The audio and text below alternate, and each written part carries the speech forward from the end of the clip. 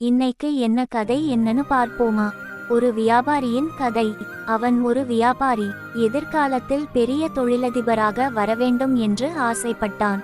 ஆனால் சரியாக திட்டமிட்டு செயல்படாததால் அவன் பெரிய நஷ்டத்தை சந்திக்க நேர்ந்தது. மிகுந்த கவலையில் ஆழ்ந்த அவன் வீட்டுக்கு செல்ல மனமில்லாமல் ஊரை விட்டு ஒதுக்குப்புறமாக இருந்த ஆற்றங்கரைக்கு போனான். அங்கே மெல்லிய நிலா வெளிச்சத்தில் ஆற்று மணலில் அமர்ந்து நினைவுகளை ஓடவிட்டான். வியாபாரத்தில் தோற்றுப்போன அவலம் அவனை அழுத்தியது. பங்குதாரர்கள் எப்படியெல்லாம் தனக்கு துரோகம் செய்தார்கள், நம்ப வைத்து கழுத்தறுத்தார்கள் என்று எண்ணி எண்ணி வேதனையில் மூழ்கினான். தொடர்ந்து எப்படி வியாபாரம் செய்ய போகிறோம், குடும்பத்தை எப்படி நடத்தப் போகிறோம் போன்ற எதிர்கால கவலைகள் வேறு ஒருபுறம் எழுந்து அடங்கின.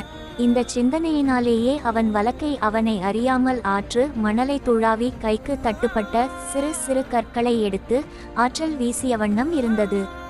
இப்படியாக அவன் அன்றிரவு முழுதும் அங்கேயே அமர்ந்திருந்தான். பொழுது விடிய ஆரம்பித்தது. வெளிச்சம் பரவியது. ஆற்றிலே வீசுவதற்கு அவனை சுற்றி இருந்த கற்கள் எல்லாம் தீர்ந்து போய்விட்டன. அவன் தன் கையில் இருந்த கடைசி கல்லை பார்த்தான்.